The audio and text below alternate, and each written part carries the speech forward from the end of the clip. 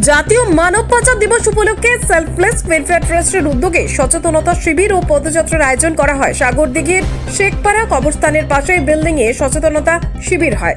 সচেতনতা শিবির শেষে পদযাত্রার মাধ্যমে অনুষ্ঠানের সমাপ্তি ঘটে। এদিনের অনুষ্ঠানে উপস্থিত ছিলেন সেলফলেস ওয়েলফেয়ার ট্রাস্টের কর্ণধার আরিফ হোসেন, সভাপতি কামাল হাসান, এছাড়াও সাংবাদিক আলামিন শেখ, ট্রাস্টের পদস্থ কর্মকর্তারা থেকে সদস্যরা। ট্রাস্টের সভাপতি কামাল হাসান জানান, সেলফলেস ওয়েলফেয়ার ট্রাস্টের উদ্যোগে আজকের কর্মসূচিতে একটাই বার্তা প্রদান করা হচ্ছে, মানব পাচার বন্ধ হোক, সমাজের কল্যাণে আমাদের সংগঠন বদ্ধপরিপরক।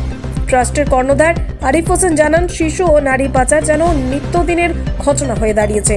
শিশু ও নারী পাচার হলেই প্রথম আঙ্গুল আমাদের প্রশাসনের দিকে ওঠে, কিন্তু এটা একেবারেই ঠিক নয়, কারণ আমাদেরকে কে সচেতন হতে হবে। দেখুন সেই ছবি। সাগরদিঘি থেকে আরিফ হোসেনের রিপোর্ট, বাংলা নিউজ। উদ্দেশ্য হলো মানুষ সচেতন হোক, কারণ আমরা এই সেলফলেস ওয়েলফেয়ার ট্রাস্ট বরাবরই এরকম অ্যাওয়ারনেস প্রোগ্রাম করি।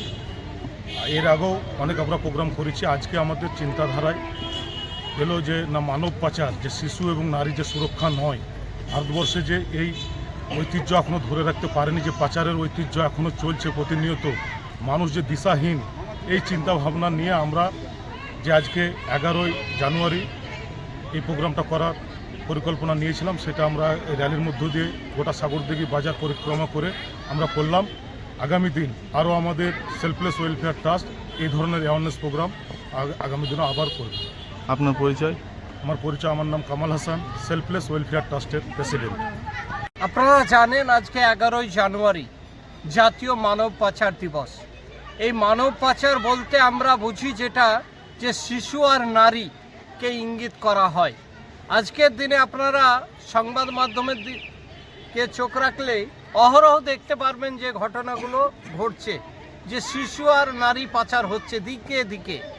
আমরা চাই যে সমাজে শিশু আর নারী সুরক্ষিত নয়, সে সমাজ কোনোদিন সুরক্ষিত থাকতে পারে না। তাই আমাদের সেলফলেস ওয়েলফেয়ার ট্রাস্টের যে চিন্তা ভাবনা, যে শিশু আর নারীর পাচার বন্ধ হোক, আমাদের মূল স্লোগান। আমাদের ট্রাস্টের সেলফলেস ওয়েলফেয়ার ট্রাস্ট যে সংগঠন, শিশু আর নারী পাচার বন্ধ হোক, সকল মানুষের ভালো হোক, আমাদের চিন্তা ভাবনা। তাই আমরা এই কর্মসূচি করেছি।